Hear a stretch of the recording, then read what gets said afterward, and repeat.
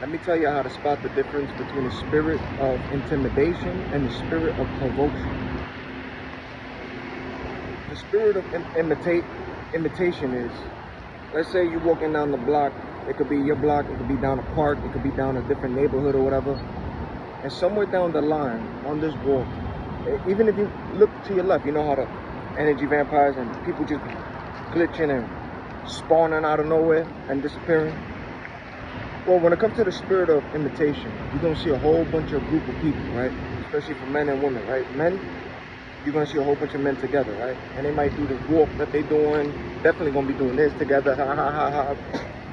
You know, you're going to feel that energy off of them, energy vampires and whatever. And they all stick together. So they all grouped up like this. That's the intimidation. And they might do this. They might do all of this stuff too. And you can feel the energy on them, right? You can feel the energy of hurt, anger, betrayal, survival. You can feel all that on these people because all those individuals been through something like in their life, but they stick together.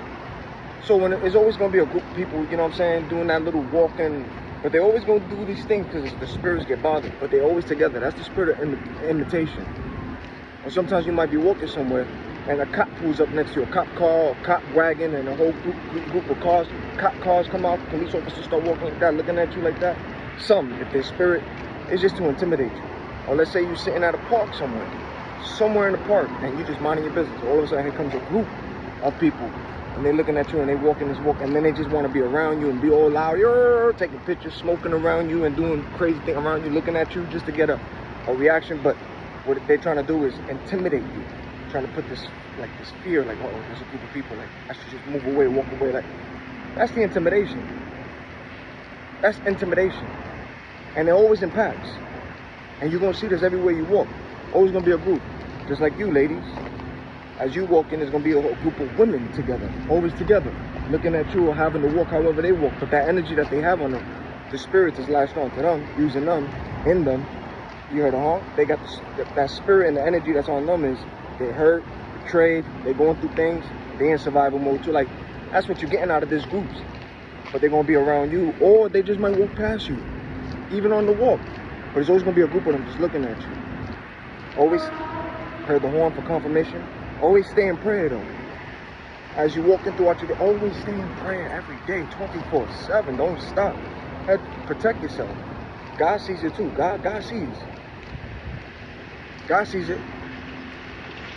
And sometimes you might be posted up somewhere, and here comes this one person walking, and they looking at you like the energy vampire with this anger look, the anger face, looking at you. And you might just look at this person like, and then you look away, and you see that person still. They look back at you, then they stand still from a distance, and then they facing you now. As you just posted up some intimidation. They're not even saying a word, but now they pacing back and forth like this, looking at you still. You know why they're not moving forward? Because in the spiritual realm, God already sees it.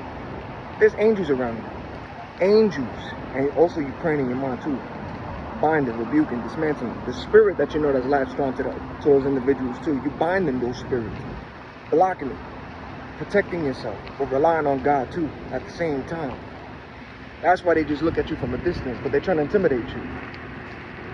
But they're not going to move forward. Why? Because what you don't see in the spiritual realm, you're surrounded by angels, and God is like sending everything around you, because you're going to feel the wind blow around, even when you're around these groups or whatever. You're going to feel the wind blow. That's why they keep a distance. That's why they know there's angels around you and the protection. Does God deal with them? Absolutely. God deals with the spirits that's on them, and God deals with them too personally.